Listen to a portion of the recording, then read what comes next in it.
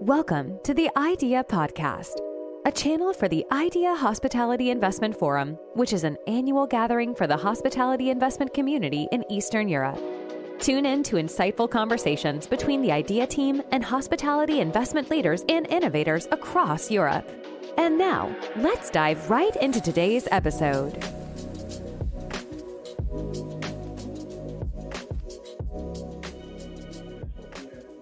Hello, everyone. Welcome to IDEEA Hospitality Investment Forum podcast.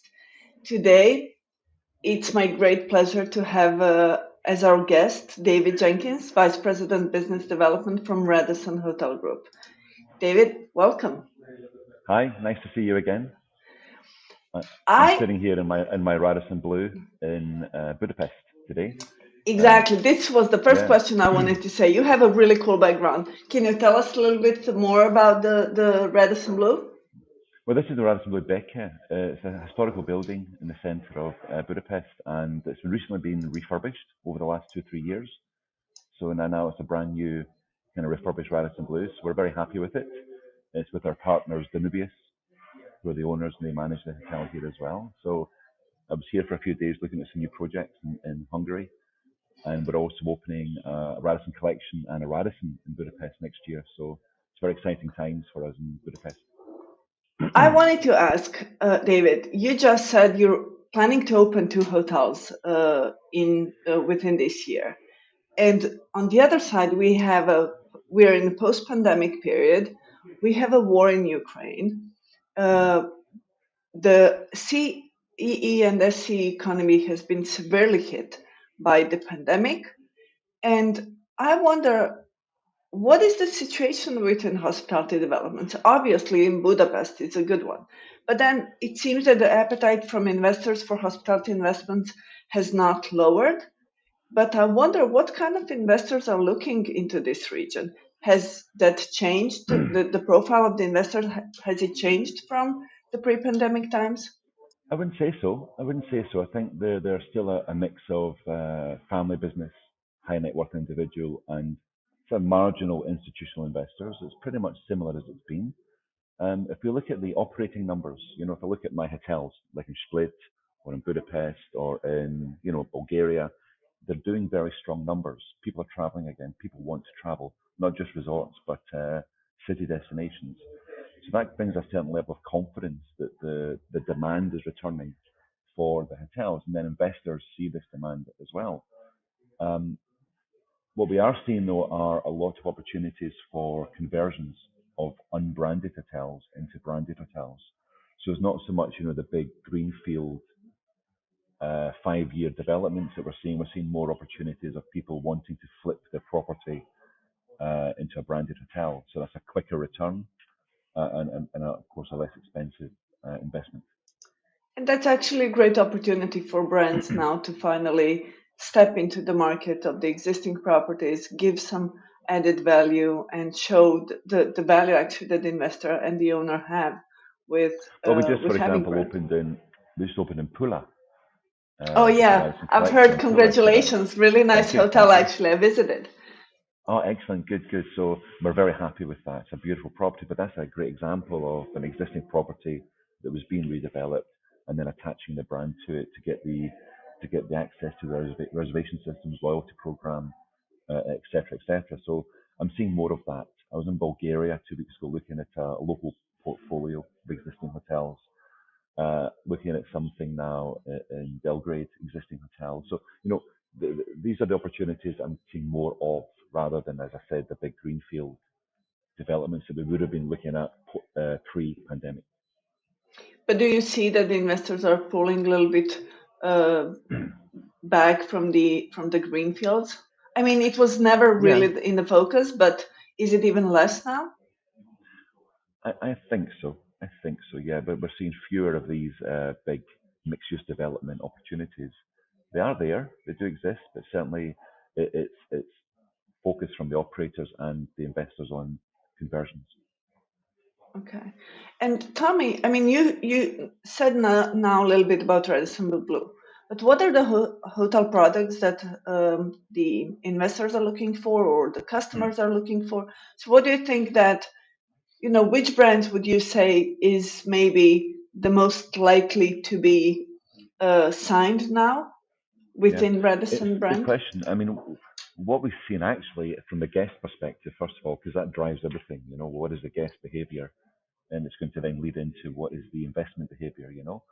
Um, we're seeing guests coming back to luxury. We're seeing guests coming back to the upper upscale rather than the mid-scale. So in our case, that would be Radisson Collection. And Okay. that brand was, we're seeing a lot of interest in that brand, particularly from the guests. So the hotels are getting busier, and now from investors as well.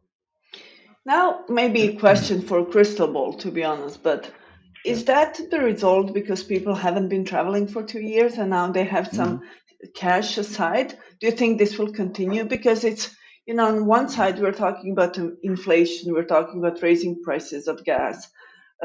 Germany is now helping and lowering the prices of train tickets, or so different story on one side, and then we're talking tourists are actually looking more at the luxury side. It's a really complicated question, isn't it? Because I wish I did have a crystal ball in front of me. On one hand, we see there's a huge demand for people to travel. You're quite right; they've been not going anywhere really for 2 years. Maybe they've had money saved up. Maybe they just the human need to actually travel is there. But at the same time, I'm in Budapest now. I was traveling from the UK, and I was queuing for hours at the airport. Every other flight was cancelled and delayed. So you have on one hand that the people want to travel. On the other hand, the airlines are suffering a huge crisis in staffing. And for people to actually travel is very difficult. So when they do go away, I think they're treating themselves for a nicer experience. And is that sustainable? Probably not. The other segments will come back as well, definitely. But for the moment, that's what we're seeing in terms of city hotels and resorts. Indeed, it's so Hard interesting. to say really how that goes going forward, but certainly people looking at business trips and adding on a few extra days. We're getting a lot of interest now in more resorts than we used to have before. So it was never really a big focus for us, resorts. It's become more so, and the same for the other brands as well. Exactly. That was the next question. So during pandemic, the big difference and what I've seen with investors is that they finally start talking about resort development and interest in Yeah. leisure market, which was never the case. It was always city center hotels, 120 plus rooms, distressed.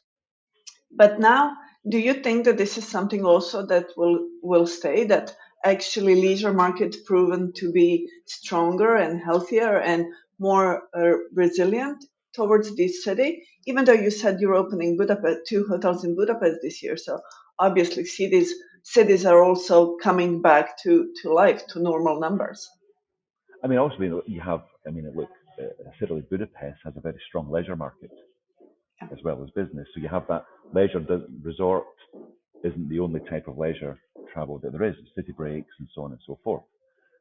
I've been in the city today, and it's full of American tourists, and that's a very good sign that American tourists are coming back because they're usually the ones that are more skeptical about traveling large distances when there's pandemic or a war, etc., etc. So that is really good to see. Very encouraging. My hotel's full at the moment, so that's very good news. That is Um, really nice. Yes, they're but usually things the things last ones. things go in cycles. We're seeing a slightly different type of resort development now. We signed one recently. I can't say where, but hopefully will be announced maybe at your event. Let's see. But where it's a residential type resort. Okay. So the investors making money twice, as it were. They're selling the units, they're coming back to Radisson to manage, and we're taking obviously a percentage of the sale and managing the property. So that's kind of we're seeing the same in Montenegro, we're seeing it in Croatia, we're seeing it across the region. So those are the types of projects that we're seeing more and more of. So it makes sense financially. It's not maybe a straightforward resort as we would have seen before. But these things go in cycles. Of course they do. And I think for most of our investors, it's about having a balanced portfolio, not only resorts, not only this, but to try to get that mix so that they have the leverage during the good times and bad times. Even though now that you said that they can actually return their money twice, I think that everyone will just give it another thought to leisure and go with resorts. David, one question. What is the destination in CE where you would really like to see Radisson brand and you still haven't managed to sign a deal? Dubrovnik. Okay, good one. Good one. Okay. I didn't even have to think, did I? I thought you'll take more time than. Okay. I would say Dubrovnik. We were really keen to get something in Sofia. Okay. Which we managed to do. We've opened a hotel in Sofia, a Radisson Individuals. So I managed to, that was one of my big targets. So Dubrovnik needs a check mark. David, tell me one more thing. So IDEEA Hospitality Investment Forum is happening in Athens, September 26, 27. So Radisson is one of our big sponsors and has been a supporter for many years now. Why do you think delegates should register and come to IDEEA? Well, I mean, first of all, they get the chance to meet you and me. Oh. So that's, most exactly. important. That's the most important one. I mean, that's enough, isn't it? Okay, but listen, it's one of our favorite events. I like the fact that every year, more or less every year, you change the location. It's been Zagreb or Belgrade, now we're moving to Athens. So it's very inclusive, I would say, of the broader region. It's not it allows the event to have a broad focus. It says it's a regional event, and it is a regional event by going to different parts of the region. Unlike some events that call themselves regional, but they're always in the same place, and you end up with an 80-90% focus on one country. So I like the fact that you're regional and you are regional. And that then brings regional investors, which for me, as a brand, helps me to meet more people and to try and do more deals. I think therefore the investors get to meet more of us, we get to meet more of them, and it's a very compact event. I think the agenda is very, very evenly spread between the different countries and different topics. I think the organization with your team is always very good. I like the way it's been set up with our logos and our booths. It's a very professionally run event, and it's got a certain. It doesn't take itself too seriously. A bit like myself, I think there's always a fun angle. The events are always nice. The evening events, the drinks, the cocktails. There's a great mix between the getting the business done and having some fun. Because at the end of the day, I think that lots of business is done. Absolutely. Exactly. So yes, it's done over the bar in the evening. So I think it's great. I think the fact that you've broadened it this year to include Greece and Romania, Bulgaria is very beneficial, because those are big markets for us. We've been doing a lot of good stuff in Athens, and my colleague will be joining us who looks after Greece. So we'll have not just one person from Radisson this year, maybe 2 or 3. So that's nice as well for us to show our strength in that region. Great, so I would recommend everyone comes. And Athens, well, it's a lovely city. It's also nice to visit, isn't it? Yeah. And it's end of summer. It's going to be actually end of September, so it's still going to be warm. So whoever wants to do business, enjoy a little bit wonderful city, definitely should come. And I invite you all to register for IDEEA. And especially our tickets are still at the lower end of the price. So hurry until they don't get really expensive. David, thank you so much. It was really a pleasure talking to you. I'm really looking forward actually to see you in person soon. I hope that you'll enjoy Budapest. And thank you once again. And then let's meet everyone at IDEEA. Absolutely, looking forward to if I don't see you, have a great summer, and we'll see you in the autumn. Thank you. Okay. Bye, everyone. Bye, bye, David. Bye-bye, Marina.